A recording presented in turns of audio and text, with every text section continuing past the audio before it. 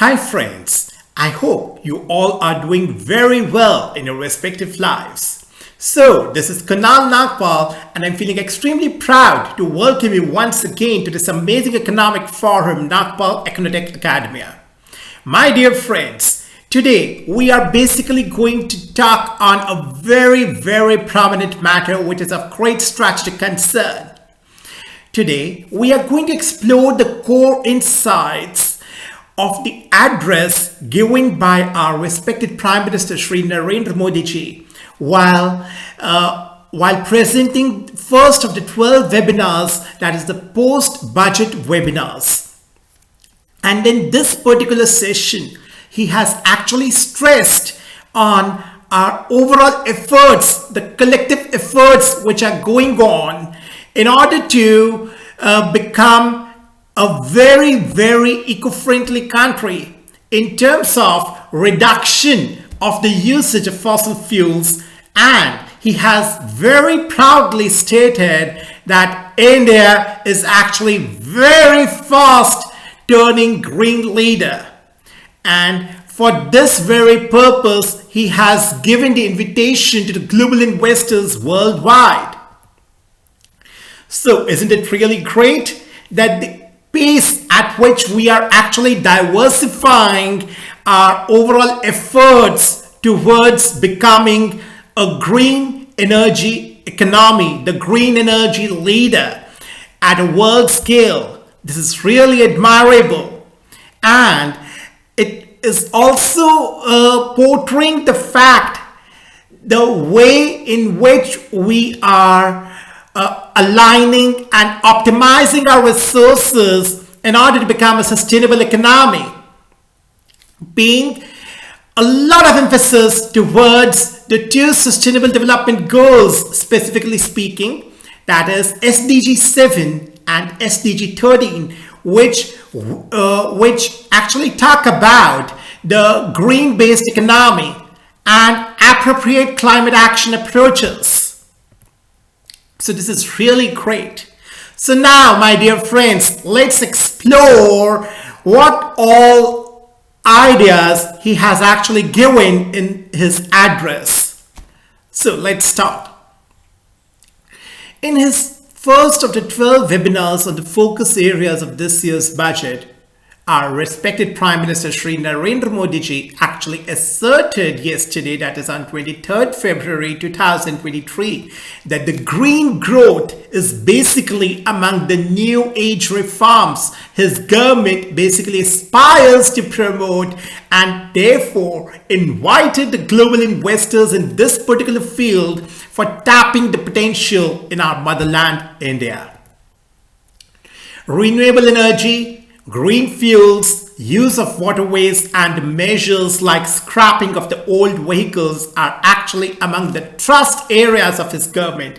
I repeat, renewable energy, green fuels, use of waterways, and the measures like scrapping of old vehicles are actually among the thrust areas of his government. So, my dear friends, we should actually appreciate the way in which our charismatic leader Shree Narendra Modi ji is actually trying to put forward the core strengths after doing effective SWOT analysis, the core strengths on which we really need to capitalize. The concerned departments really need to capitalize on these particular core areas of strength.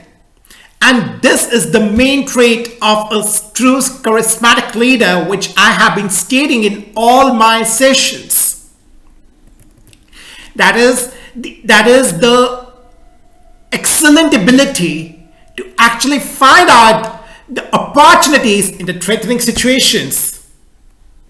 So, in his virtual address that was actually held by the Power Ministry and attended by the top officials, Shree Narendra Modi ji said that all the budgets under his premiership since 2014 have actually been forwarding the new age reforms. Furthermore, he stated a very important point, that is, there are three pillars for green growth and energy transmission. The first is increasing the production of renewable energy. Second is reducing the use of fossil fuel in the economy. And finally, moving rapidly towards a gas-based economy in the country, the Prime Minister said. And very particularly focusing on the third pillar, that is a rapid move towards the gas-based economy in the country, I would like to mention the fact that there is a very, very strong vision for our economy to actually become the net zero economy by 2070. And in order to achieve this particular motive, a very strong emphasis has been given or is being given towards a very, very safe fuel, that is hydrogen. That is becoming the hydrogen-based economy is actually the core agenda of our strategic leaders, since it is the safest fuel. And also going through the facts, are practically speaking, we need to lay a lot of gas pipelines, and specifically talking about the hydrogen-based economy. In order to achieve this particular agenda, we need to go through immense infrastructural development. And obviously, it will take time. Yes, it will take time because it's a new technology.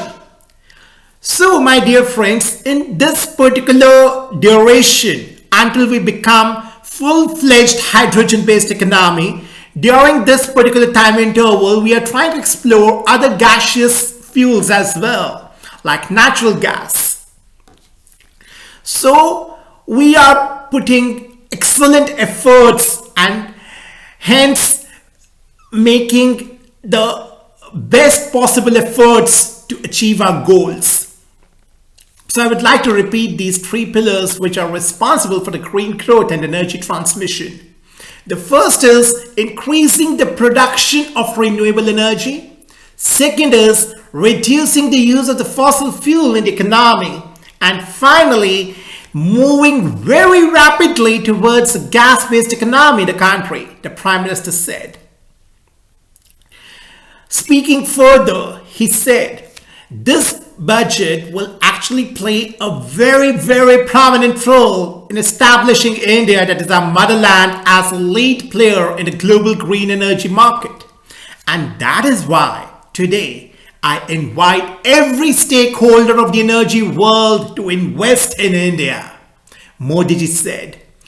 On the global efforts for diversification of the energy supply chain, the Prime Minister Shree Narendra Modi ji said that the 2023-24 budget has actually given an excellent opportunity to every green energy investor for investing in India. And this will also be very, very useful for the startups in the sector, he added. Furthermore, Modi ji assured that the capacity of 500 gigawatt will be achieved by 2030. Recalling the launch of E20 fuel, the Prime Minister noted the government's core emphasis on the biofuels as well, and said that it has actually created new opportunities for the investors.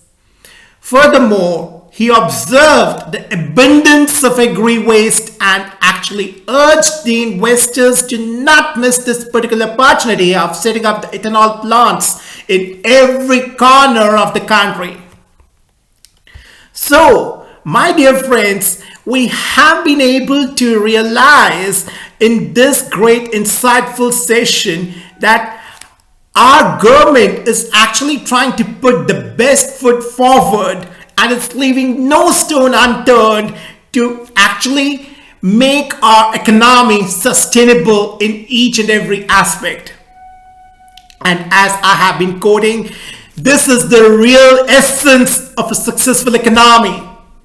And for this very trait of identifying the opportunities in the threatening situations especially is actually the core trait of the charismatic leadership. And this is really another example of our far-sighted leaders That is how well planned out approach they are having and trying to cultivate it among every citizen of the nation. And hence, it is being very rightly said that India, our motherland, is actually acting as the lighthouse for the entire global economy. It's really very, very wonderful and a great moment of pride for all of us. So, on this note, I would like to conclude my today's session, and I hope you have been benefited immensely with this particular session. Thank you so much for your very patient and cooperative listening. Namaskar. Jai Hind.